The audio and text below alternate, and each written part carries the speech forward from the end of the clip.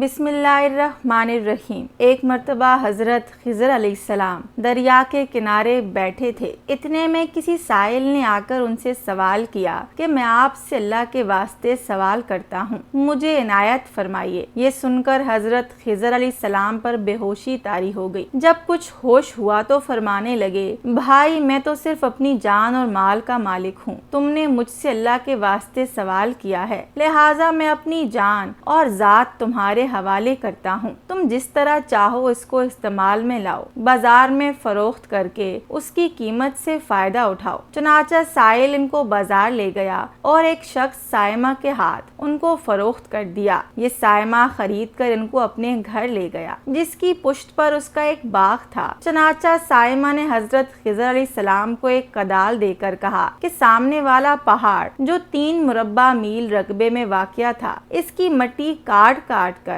باغ میں ڈالتے جاؤ۔ اور یہ حکم دے کر سائمہ اپنی کسی ضرورت سے کہیں چلا گیا اور حضرت خضر علیہ السلام اس پہاڑ سے مٹی کاٹ کاٹ کر باغ میں ڈالنے لگے۔ جب سائمہ گھر واپس آیا تو اس نے گھر والوں سے دریافت کیا کہ تم نے غلام کو کھانا بھی کھلایا یا نہیں؟ گھر والوں نے جواب دیا کہ ہمیں معلوم ہی نہیں غلام کہاں ہے۔ یہ سن کر جب سائمہ خود کھانا لے کر باغ میں آیا تو اس نے دیکھا کہ وہ غلام یعنی حضرت خضر علیہ السلام تمام پہاڑ کی مٹی کاٹ کر ڈال چکے تھے اور اپنے کام سے فارغ ہو کر اپنے مولا حقیقی کی عبادت میں مصروف تھے۔ یہ دیکھ کر ان کو بڑا تعجب ہوا اور اس نے دریافت کیا کہ یہ تو بتائیے کہ آپ کون ہیں؟ یہ بات سن کر حضرت خضر علیہ السلام پر کچھ بے ہوشی سی طاری ہو گئی اور پھر افاقہ ہونے پر انہوں نے فرمایا کہ بھائی میں خضر ہوں، جس کو سن کر سائمہ کے ہوش اڑ گئے کہ تو نے یہ کیا کیا، ان کو غلام بنا کر ایسے کام پر لگایا، یہ تو انتہائی گستاخی ہے۔ پھر یہ سوچنے کے بعد سائمہ نے توبہ کی اور پروردگار سے عذر خواہی کے ساتھ حضرت خضر علیہ السلام کو آزاد کر دیا اور اللہ کی بارگاہ میں عرض کیا کہ اے رب العالمین، مجھ سے اس کا مواخذہ نہ کیجیے گا کیونکہ میں ان کو جانتا نہیں تھا۔ اس کے بعد حضرت خضر علیہ السلام نے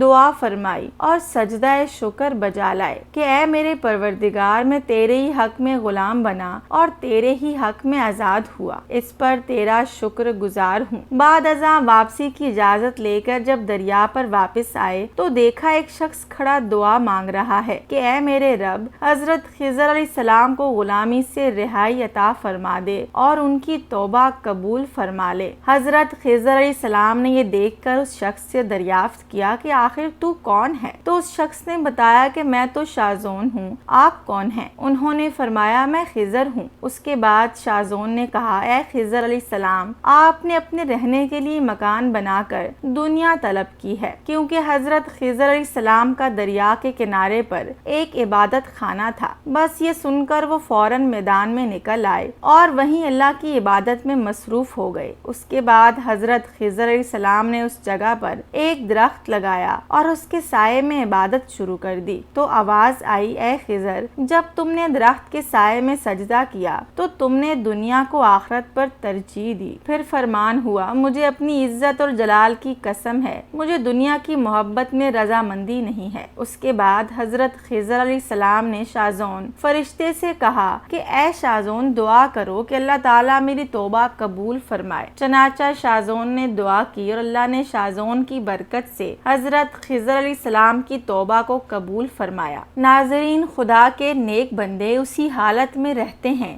جس حالت میں ان کا رہنا اللہ تعالیٰ کو منظور ہو۔ بے شک ہماری فلاح بھی اسی میں ہے کہ زندگی کے ہر موڑ پر آنے والے ہر پیچ و خم میں ہم راضی رہیں، اللہ تعالیٰ کی چاہت کو سامنے رکھ کر زندگی گزاریں۔ دعا ہے کہ اللہ تعالیٰ ہمیں اس واقعے سے سبق حاصل کرنے کی توفیق عطا فرمائے، آمین۔